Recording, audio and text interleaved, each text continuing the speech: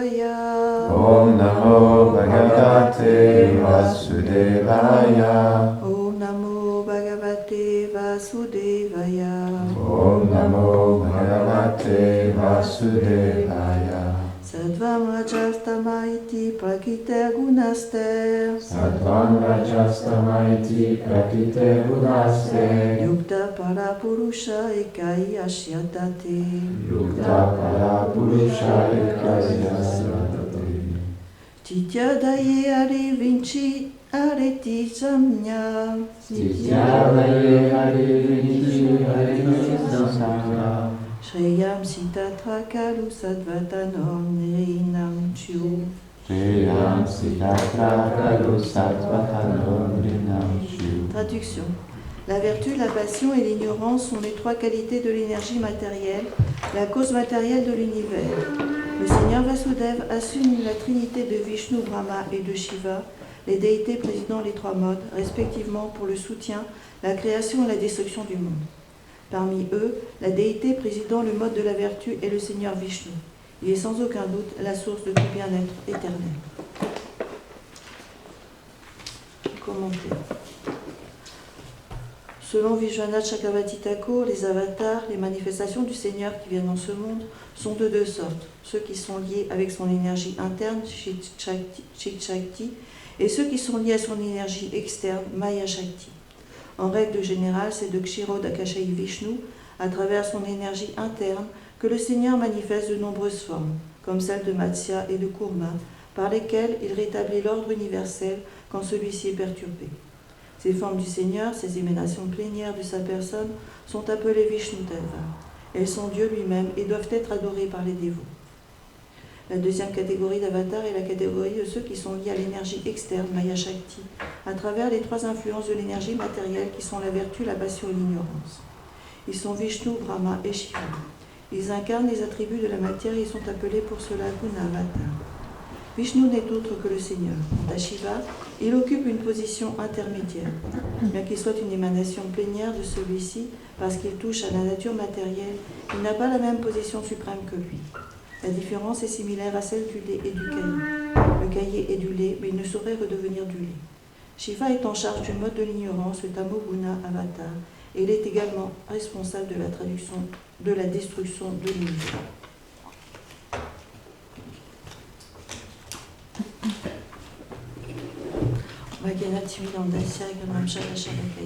Chaque jour, l'unité Tasme, Om Vishnu Pradaya Krishna Prasaya Bhutale Shrimati Bhaktivedanta Swami Nityananda Namaste Sarasvati Devi Gauravani Pacharini Nyaveshisha Shunyavadi Pachati Adishatana Vanchakalpata Lubhya Chakripa Sindhubhya Ivacha Patitanam Pavanebhyo Vaishnavebhyo Namo Namah Jai Shri Krishna Chaitanya Prabhu Nityananda Shri Advaita Gadadhar Shivasadi Gaura Bhakta Hare Krishna, Hare Krishna, Krishna Krishna, Hare Hare, Hare Rama, Rama Rama, Hare Hare.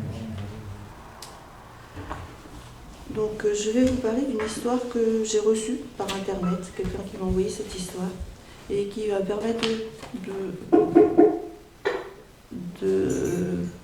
parler un peu des versets de la Bhagavad Gita.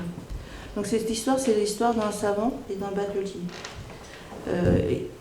C'est l'histoire du fils d'un potier qui est parti loin de son île, il habitait dans une île, il est parti loin de son île dans une grande ville pour faire de grandes études. Et au bout de quelques années, il est revenu, il a décidé de revenir à son pays natal, et il est arrivé au bord de l'eau, donc il a dû prendre les services d'un batelier. Et pour traverser l'eau, il a commencé à engager la discussion avec le batelier. Et il lui a posé des questions. Et la première question, c'était dis-moi, qu'est-ce que tu sais des astres, de la lune, du soleil, qu'est-ce que tu sais de la course des planètes, etc. etc. Et là, le pauvre batelier, qui était vraiment très humble, lui dit écoute, mon pauvre monsieur, j'y connais rien, je ne sais rien, je connais rien. Donc le savant lui répond mais tu ne connais rien, tu ne sais pas, tu n'as jamais entendu parler de ça. Alors le batelier lui répond non, je suis qu'un pauvre batelier. Donc le savant, tout fier de son savoir, lui dit écoute, tu as vraiment perdu un quart de ta vie. en connaissant cette chose-là. Et puis, il continue, donc il veut continuer la conversation, il lui pose une deuxième question, il lui dit, mais si tu ne connais pas l'astrologie, peut-être que tu peux me parler des plantes qui bordent la rivière et les arbres qui habitent les rives. Et là, le pauvre batelier répond, ben non, je ne connais pas non plus, je suis sur le bateau toute la journée, je ne fais que traverser d'un bord à l'autre, donc ben, je ne connais pas du tout, rien du tout de cela, je suis désolée. Et le savant, de plus en plus étonné, lui dit, mais c'est incroyable, tu ne connais pas du tout les plantes, tu ne connais pas du tout les arbres. Et le batelier répond, ben non, je ne connais pas, je suis désolée. Alors, le savant lui répond, bah écoute, là, tu viens de perdre la moitié de ta vie, en ne connaissant pas ces choses-là. Et il va lui poser une troisième question, et il lui dit, mais si tu ne connais pas tout ça, peut-être que tu peux me parler des animaux qui habitent sur la rive, et des poissons qui habitent dans l'eau. Et peut-être que tu les as étudiés, ceux-là. Et le batelier répond, ben non. Je suis un ignorant, je peux pas, et puis de toute façon, je ne peux pas étudier, je ne sais pas lire. Alors là, le savant descend des nues, comme on dit, et lui dit, mais c'est incroyable, tu es vraiment un ignorant. En plus, tu ne sais pas lire, donc tu n'as pas pu étudier la philosophie, ni la littérature. Donc là, vraiment, tu as vraiment perdu les 3/4 de ta vie. Et le batelier, il ne pouvait rien répondre, il était humble, et il dit, c'est comme ça, j'y peux rien. Et à ce moment-là, les nuages noirs sont arrivés dans le ciel, gros nuages noirs. La tempête a commencé à se lever, il s'est mis à pleuvoir, la grêle, du vent, etc. L'eau a commencé à s'agiter, et là, des vagues ont commencé à se former, et le bateau a commencé à bouger de plus en plus, et il a failli chavirer. Et là, à ce moment, le savant qui était vraiment effrayé, s'est mis à crier « À l'aide, à l'aide, à l'aide !» Et là, le batelier le regarde, tout calme, tout tranquille, et lui dit « Mais tu ne sais pas nager ?» Et là, le savant lui répond « Non, je ne sais pas nager, à l'aide, à l'aide, à l'aide !» Et là, à ce moment-là, le batelier lui répond « Là, je crains que tu risques de perdre la totalité de ta vie. » Voilà l'histoire.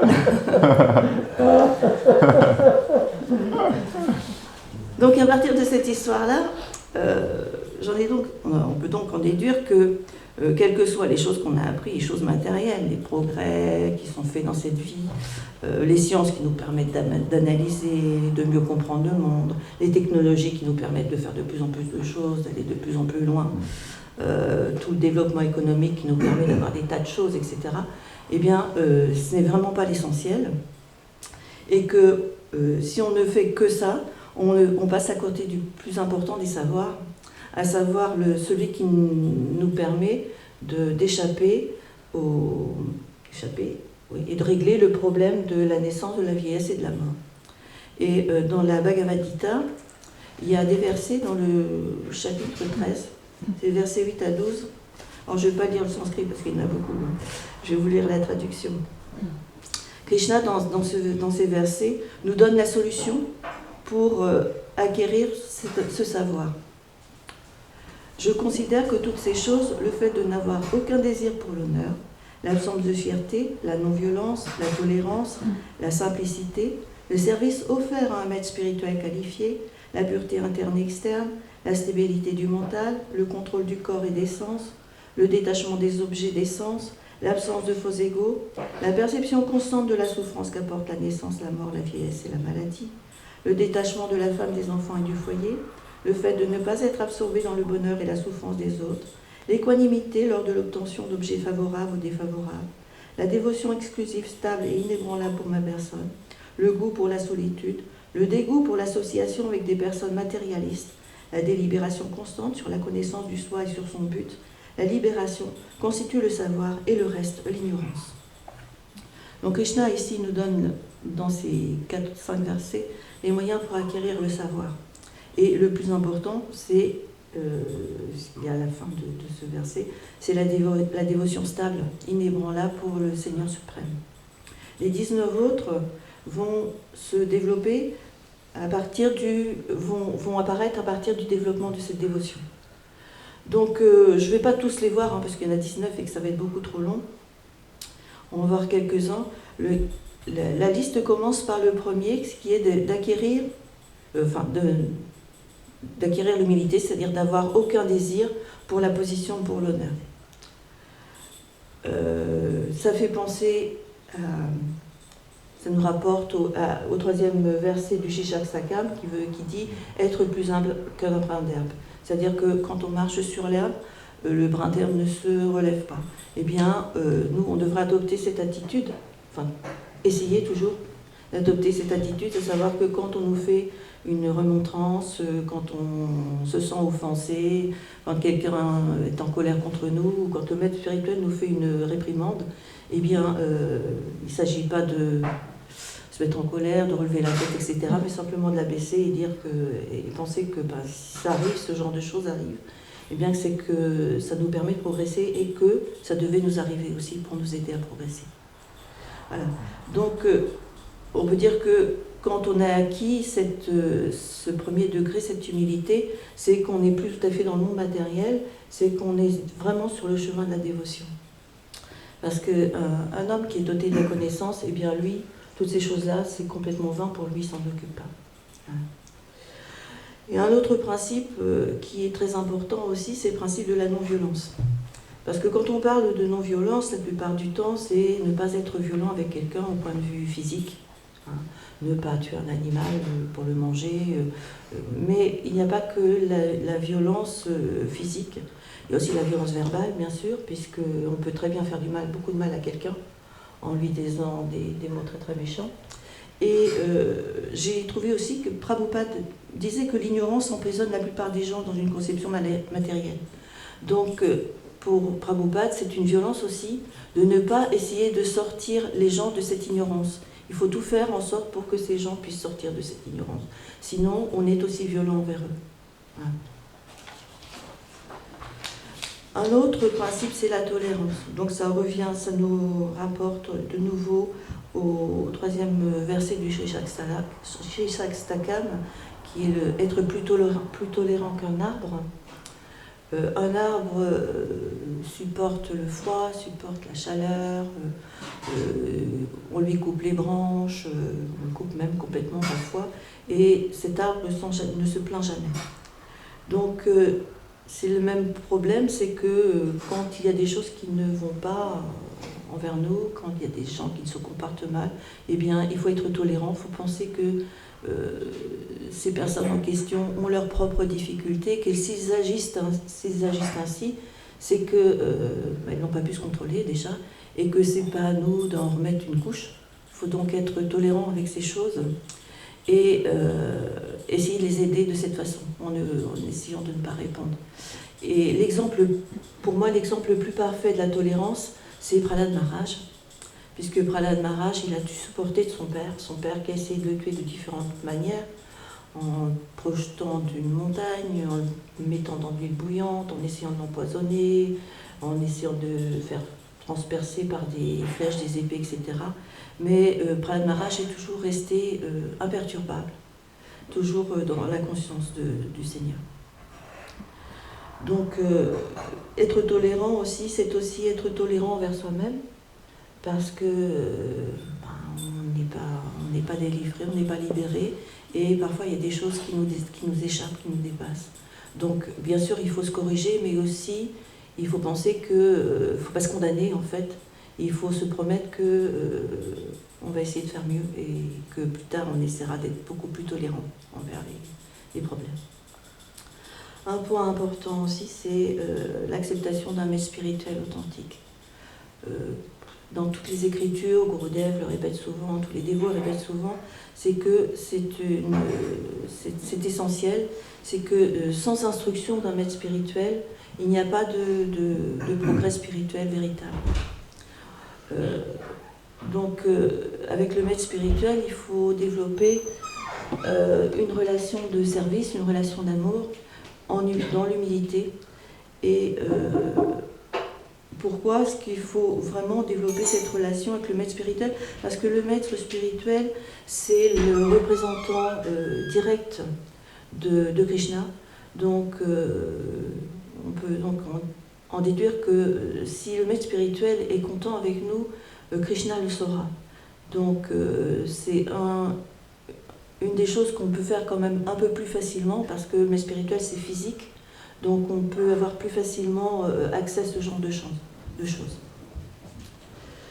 Et puis aussi, bien sûr, il faut toujours avoir confiance dans ce qu'il nous dit, dans ses instructions, et essayer, et plus qu'essayer, suivre ses instructions de façon à pouvoir progresser dans cette voie. Une autre chose, c'est la pureté. Donc quand on parle de pureté, tout de suite on parle à la pureté externe, c'est-à-dire la propreté du corps, mais il n'y a pas que la pureté externe, il y a aussi la pureté interne, c'est-à-dire ce qui se passe dans notre mental. Il ne se passe pas toujours de bonnes choses dans le mental, parfois des choses très indésirables. Donc pour la propreté externe, c'est pas compliqué, on prend une douche, voilà, c'est pas assez simple. Pour la pureté interne, eh bien, la seule solution, c'est de s'immerger dans l'écoute de la katha de Krishna, et puis de s'immerger aussi dans le chant des saints noms.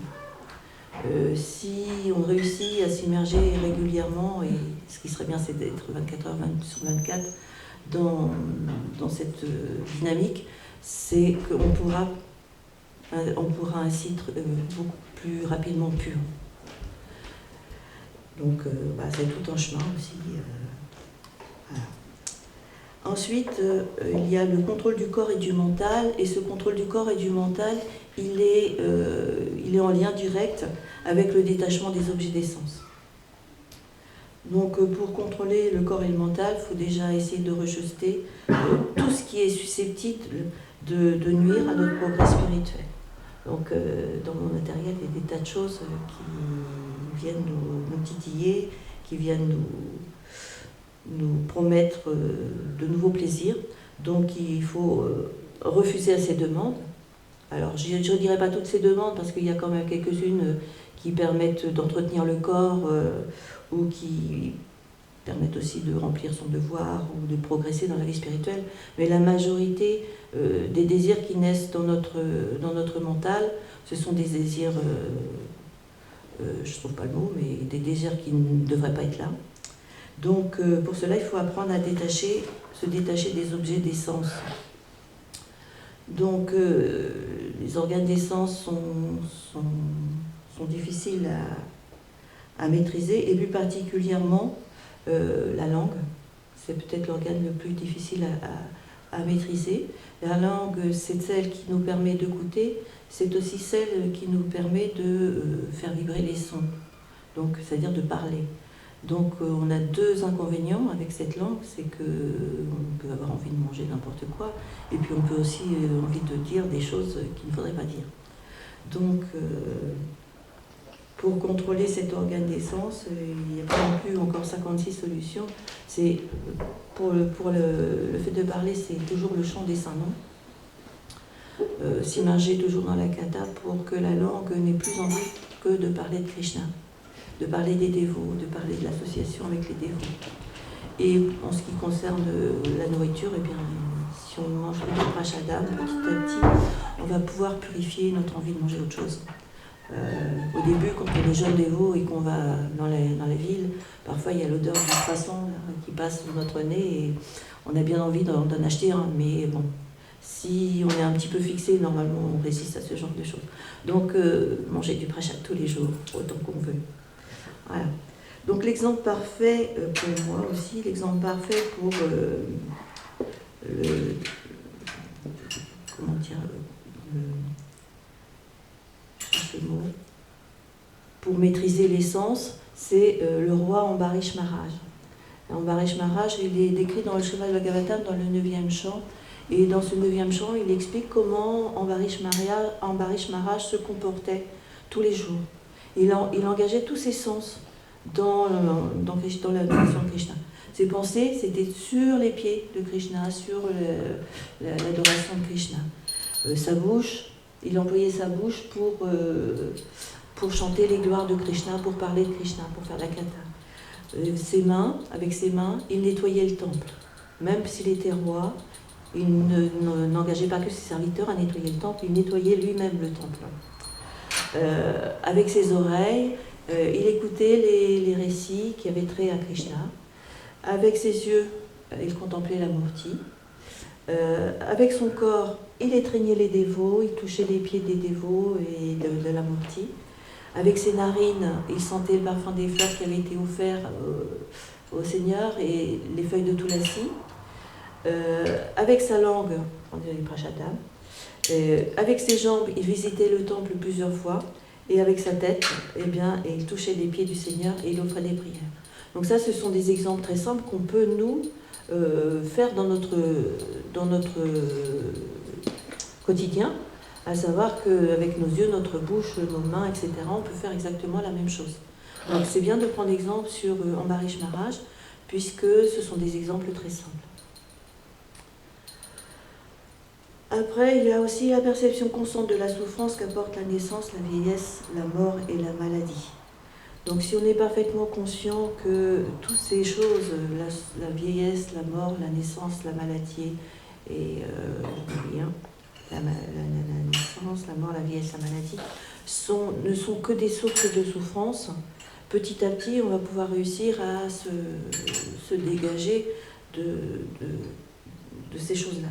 Donc, dans le Srimad Bhagavatam, c'est dans les enseignements de Sri Kapila-dev, il enseigne à sa mère toutes ces choses. Et plus particulièrement dans le 31e chapitre, il explique à sa mère les souffrances qu'un bébé endure dans le ventre de sa mère. Ça vaut le coup de méditer dessus parce que quand on a lu ce genre de choses, on se dit que c'est pas très très facile et qu'on n'a pas très envie d'y retourner et de refaire l'expérience. Et puis aussi, il explique aussi la fin de vie, la fin d'une personne qui est en fin de vie. Et même chose, cette personne qui n'a plus aucune force, qui est supportée par sa famille parce qu'il ne sert plus à rien, qui finit dans un état lamentable, qui n'arrive plus à respirer, etc. Ça donne pas du tout envie de reprendre une seconde vie. Donc en méditant sur ces deux choses, normalement, on doit pouvoir se débarrasser petit à petit d'avoir envie de renaître dans une autre vie. Et ce qui va avec ça aussi, c'est le détachement de la femme, des enfants et du foyer pour les gens qui sont mariés.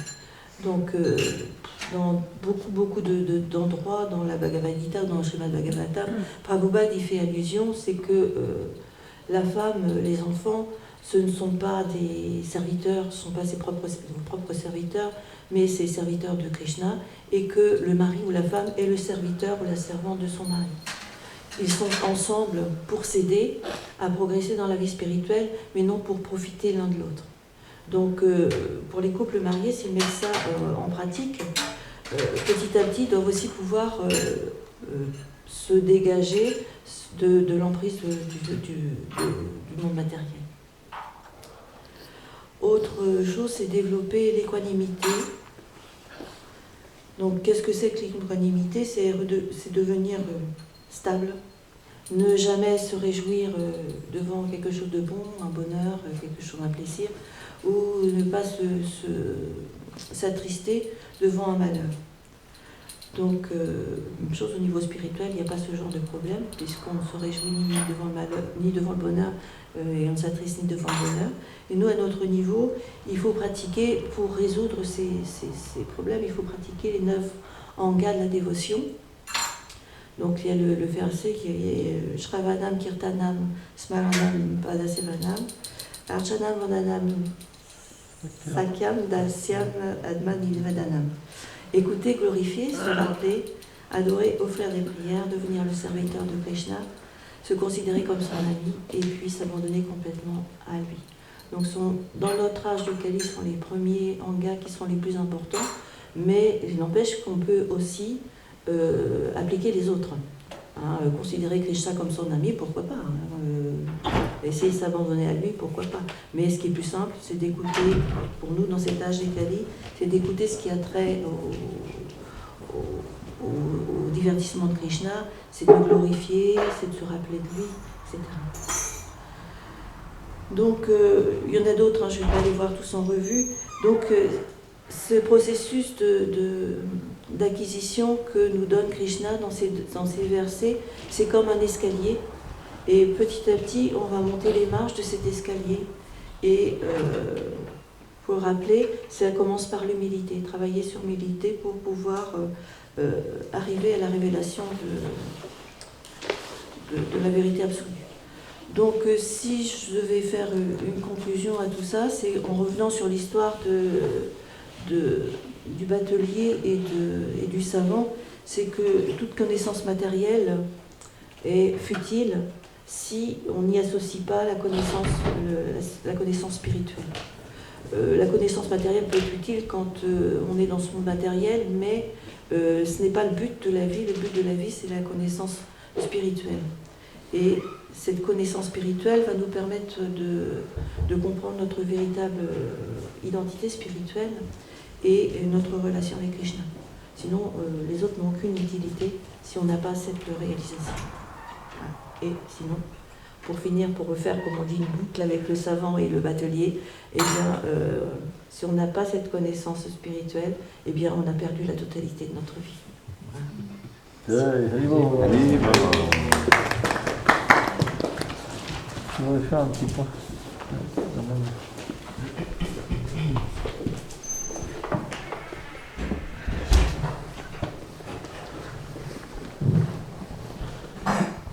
Donc, Maganati Milandasya Ganamja Sharapu Shakshu Meditam Jinatasme Shiva. Donc, ce verset, Sharavanam Kyatanam Vishnu Smanam Pasivanam, il peut être compris de différentes sortes. Il peut être compris qu'il y a différents moyens d'adorer le Seigneur, mais qu'aussi le chant et l'écoute vont faire une opération dans le cœur et qu'ils vont permettre d'acquérir des stades supérieurs de la dévotion. Par exemple, Smarana, le souvenir de Krishna.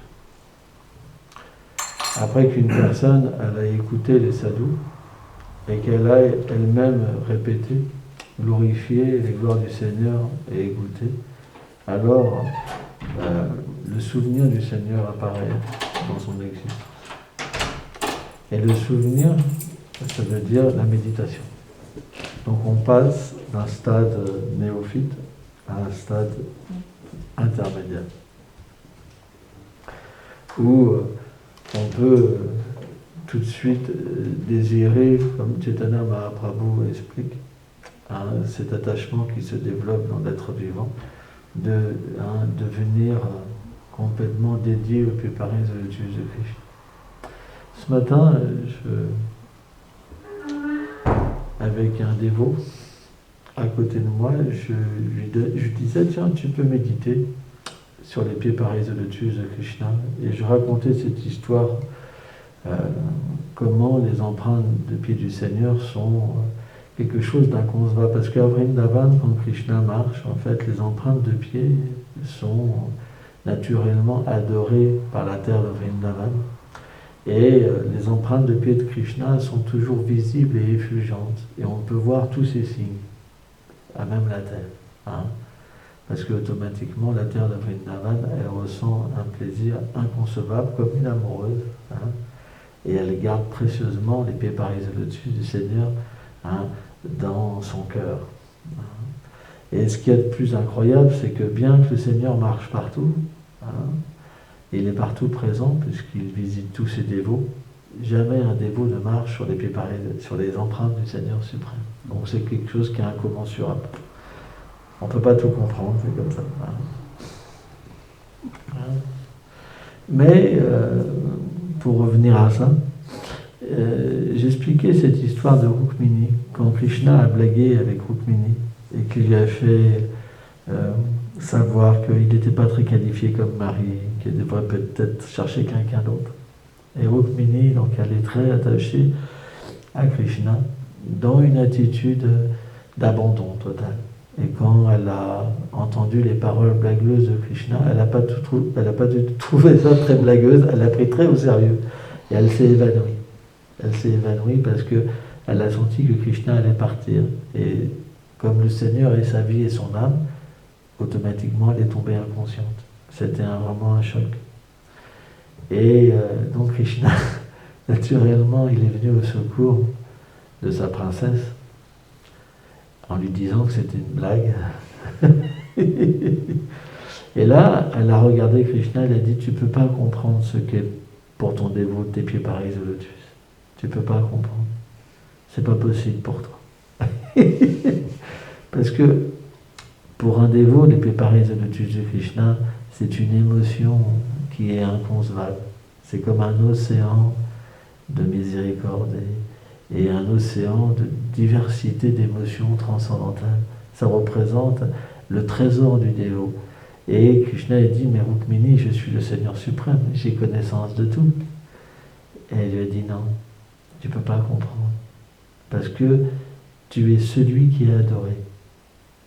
Si tu veux comprendre le sentiment que représentent tes pieds, l'amour que représente l'effulgence de tes pieds, le parfum de tes pieds, la douceur de tes pieds, ce que représentent tes pieds pour un dévot, il faut que tu acceptes alors la position d'un dévot. Donc, les stades Padasevana, c'est un stade tellement élevé dans la bhakti. Parce qu'il va donner Archanam. Archanam, ça veut dire que la Swarup va pouvoir se manifester dans l'être vivant et qui va pouvoir être introduit après dans le service éternel du Seigneur. Et Prabhupada explique que ce plan Vasudev, c'est le plan véritablement où on peut Vandanam, glorifier le Seigneur suprême. C'est sur ce plan, en fait, qu'on peut comprendre ce qu'est Vandanam. C'est un verset qui est super élevé. C'est Prahlad qui explique ce verset. Donc ce verset, il peut être vraiment compris de tellement de façons. Alors il peut être compris d'une manière qu'il y a 9 angas, 9 branches de la dévotion principale, que Srila Rupa Goswami donc a divisé en 64, on va dire, qu'il y a différentes sous-branches, mais il y a 9 branches principales. Et bien que le saint nom dans l'âge de Kali est le primaire, le plus important, les autres marchent aussi. Ça veut dire qu'on peut obtenir aussi l'amour de Dieu par l'adoration de l'amorti, par le souvenir de Krishna, par le fait de devenir son ami. Il ne faut jamais penser que, bien que dans cet âge, il y a un anga, un membre de la dévotion qui est plus prédominant et qui est, le Seigneur manifeste comme plus miséricordieux, que les autres ne marchent pas. Ça serait une grande erreur. Une très grande erreur. Par exemple, n'oubliez jamais que Chaitanya Mahaprabhu a dit qu'il existe sous 2 formes éternelles, son saint nom et la déité.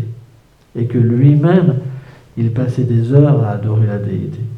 Parfois, j'ai rencontré des dévots, et pas forcément des jeunes dévots, c'était des sannyas, qui disaient qu'on mettait trop l'accent sur l'adoration de la déité, qu'il fallait juste chanter, etc., que c'était presque une déviation. À ce moment-là, ils n'auraient peut-être pas aimé quand Chaitanya Mahaprabhu il restait 7 heures consécutives à regarder Jagannath. En fait, ce qui se passe, c'est que le sannyas ashram, ça ne veut pas dire forcément que quelqu'un est avancé spirituel. Le principe le plus important chez une personne, c'est la dévotion spontanée. Qu'est-ce qu'elle ressent quand elle voit le Seigneur? C'est ça que Krishna aime chez une personne. C'est pas qu'il a un danda et qu'il vend des livres. On peut vendre des milliards de livres et puis jamais avoir de dévotion spontanée pour le Seigneur suprême. On doit comprendre que cette dévotion spontanée, elle met beaucoup de vie à pouvoir se manifester. Mais quand elle est présente chez quelqu'un, il aime simplement Krishna parce qu'il l'aime. Raghunath Das Goswami donne cet exemple qui est merveilleux. Il dit, peu m'importe ce qu'ils disent sur Krishna. Ils peuvent dire qu'il est un roi, qu'il est Dieu, peu importe. Pour moi, il est simplement le souffle de ma vie. Et ça, c'est ce qu'on appelle la dévotion spontanée. Par exemple, si vous me laissez quelques minutes, on a quelques minutes. Il y a un divertissement fameux dans le Chaitanya Bhagavat où le Seigneur Chaitanya Mahaprabhu, pendant 21 heures, il a manifesté son opulence. D'habitude, il était plutôt dans un sentiment d'être un dévot. Et là, il a pris un sentiment diamétralement opposé d'être le Seigneur, parce qu'il est le Seigneur. Et au lieu d'adorer le Seigneur, il s'est mis lui-même sur le Shringasana, sur l'autel de Vishnu. Et là, tous les dévots ont tout de suite compris. Et ils ont donc commencé à adorer le Seigneur suprême. Et ils ont été chercher toutes sortes de préparations, surtout de l'eau du Gange. Ils ont filtré beaucoup d'eau du Gange, des centaines et des centaines de pots, où ils ont mis dedans du santal, du musc, du safran, différentes épices pour parfumer. Et ils ont commencé donc à baigner le Seigneur en chantant le Purusha Sukta. Vrindavan Das Thakur enseigne qu'on devrait toujours chanter le Purusha Sukta quand on baigne la déité. Parce que même au temps de Mahaprabhu, ils observaient les règles. Et il dit, les Gaudiya Vaishnavas, les adorateurs du Seigneur, suivent les règles. Vrindavan Das Thakur explique ça. Et donc, à un moment, Chaitanya Mahaprabhu, quand il se faisait baigner, donc Nitai Nityananda a baigné Chaitanya Mahaprabhu en premier. Et après, tous les dévots donc chantaient, et c'est expliqué quand ils chantaient, ils n'étaient plus dans le monde matériel, ils étaient dans le monde de Vaikuntha. Parce que le Seigneur était venu pour délivrer ses dévots. Alors c'est un divertissement parce que c'est les associés éternels du Seigneur. Et là, à un moment, une fois que le Seigneur a été baigné, une fois qu'il a été séché, une fois qu'on lui a changé ses vêtements, qu'on lui a mis une guirlande de fleurs, qu'on lui a mis de la pâte de santal sur son corps, il a appelé différents dévots. Et c'est vraiment intéressant. À un moment, il a appelé Gangadas. Il dit, te souviens-tu, Gangadas, que tu étais apeuré, parce que tu avais peur des musulmans. Les musulmans te cherchaient avec ta famille. Et tu es arrivé au bord du Gange, il n'y avait pas de bateau pour traverser et fuir. Et tu t'es dit, si les musulmans en fait me prennent, je préfère me noyer. Et à ce moment-là, de Vaikuntha, je suis apparu comme un bédelier. C'est moi qui suis venu pour te sauver. Et après, quand je t'ai ramené sur l'autre rive, je suis revenu à Vaikuntha. Et en fait, Gangadas, il ne savait pas ça. Incroyable, hein? Le Seigneur lui-même, en fait, Chaitanya Mahaprabhu lui a dit ça. Et alors, quand Gangadas, il a entendu ça, naturellement, il est tombé en syncope, quoi. Il tremblait, il pleurait, tellement la miséricorde de Mahaprabhu était belle. Et donc, il a interlocuté différents dévots, il a dit, allez me chercher Sridhar. Et Sridhar, c'est expliqué, c'était un vendeur de feuilles de banane et de troncs de banane. Et Sridhar, c'était un grand Vaishnava, très humble, très pauvre. Pourquoi ? Parce qu'il donnait 50% de ce qu'il gagnait pour l'adoration de Mère Gange.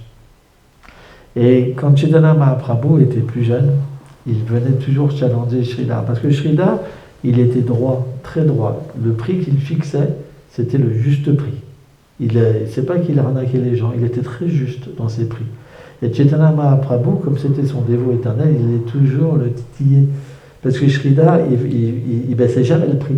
Et Chaitanya Mahaprabhu, il lui disait, en fait, t'es très riche, t'es plein de Lakshmi, t'es plein de sous. En fait, t'es très pauvre, t'es plein de sous. Et en plus, avec ces sous, t'adores Mère Gange. Mais sache que c'est moi l'origine de Mère Gange. Et quand Chaitanya Mahaprabhu disait ça, Sridhar, il se bouchait les oreilles, il disait, Vishnu.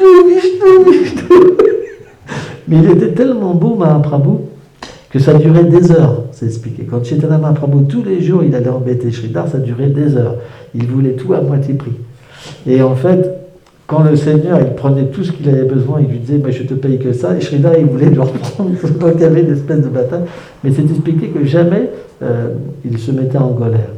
Jamais, sur son visage, il n'y avait jamais de colère. Et finalement, comme il était tellement absorbé en Mahaprabhu, en fait, il le laissait toujours partir pour 50% de la et c'est, en fait, quand les dévots, ils ont été chercher Sridhar, c'était la nuit. Et Sridhar, il dormait pas, il chantait toute la nuit, en fait, le Saint-Nom du Seigneur.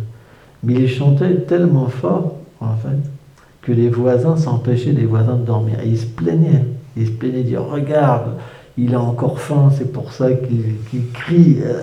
Il crie famine, il a faim, il nous empêche de dormir. C'est terrible.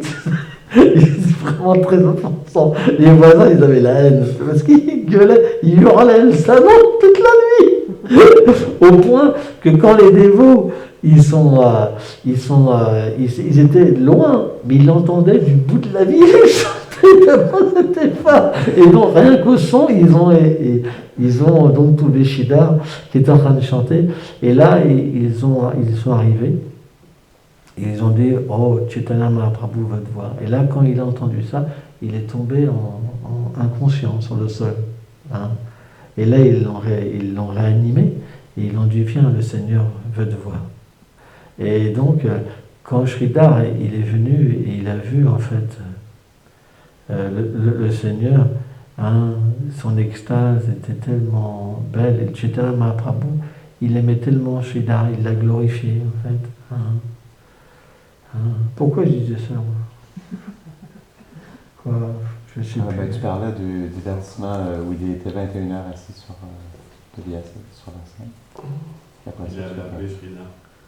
Ouais, bon, je sais plus. Bon, c'était un petit divertissement comme ça. C'est par rapport aux 9 angas de la dévotion. Les 9 angas de la dévotion. Après, il pouvait être compris sur différents niveaux. Ouais. Et après, tu as dit d'ailleurs, je vais raconter une petite histoire s'il nous reste quelques minutes. Ah, c'était pour raconter une petite histoire qu'il nous reste quelques minutes. Je me suis perdu là. En fait, les gloires du Seigneur, ils sont tellement vastes que c'est comme, vous savez, quand vous nagez dans une piscine, vous savez que vous allez arriver de l'autre côté. Donc vous êtes obligé de, comment dire, ça c'est comme un petit goût. Vous êtes obligé de faire une boucle, de ne pas vous perdre, parce que vous avez un petit goût. Mais si on est même un tout petit dévot et qu'on commence à avoir un petit goût, quand on commence à parler des gloires du Seigneur, parfois on s'égare en fait. On ne sait plus où aller, parce que d'un point, ça va à un autre. Ça va à un autre. Et si le Seigneur il ne vient pas nous ramener, on ne peut pas faire de boucle. C'est pour ça que les grands Vaishnavas, ils peuvent parler des heures et des heures, sans jamais s'arrêter. Parce qu'en fait, ils sont toujours inspirés par une autre gloire du Seigneur. C'est vrai. Et à moins que Krishna lui-même fasse faire la boucle, c'est impossible pour eux de revenir. C'est pour ça que la dévotion est considérée comme un océan. Un océan. Une fois qu'on commence à plonger dedans, on ne peut plus goûter au monde matériel. Parce que le monde matériel, c'est trop petit comme goût, ça n'a pas de goût. C'est pourquoi parler de Krishna, c'est tellement important. On devrait avoir tellement de goût pour parler. On ne devrait pas se dire, moi je ne sais pas quoi dire aujourd'hui. On devrait vraiment aspirer à avoir du goût, vraiment. C'est vraiment, vraiment important. Plus on va parler, et plus Krishna se rapproche de nous. Parce que Krishna, il est toujours présent dans un endroit où on le glorifie sincèrement. Le plus important, c'est pas de faire un show. Le plus important, c'est de parler avec son cœur. Si on parle avec son cœur, avec sincérité, pour la Guru Parampara, pour le Seigneur Chaitanya Mahaprabhu, pour le plaisir de Radha et Krishna, alors naturellement, la réalisation de ce lien va venir dans notre cœur. C'est quelque chose de très intime quand on parle de Krishna. Parce que finalement, il y a deux façons de parler. Avec l'intellect ou avec son cœur. Si on parle avec son cœur, c'est comme mettre son secret en valeur. Vous comprenez? Ça veut dire que même si on ne parle pas de notre relation interne avec Krishna, on en parle quand même.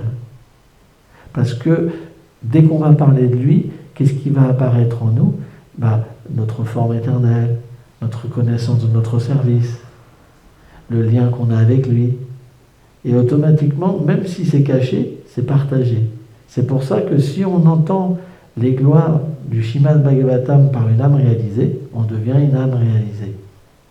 Le plus important, c'est la réalisation qu'on a. Si on parle au niveau réalisé, alors on donne la Krishna directement aux autres. C'est ça le point.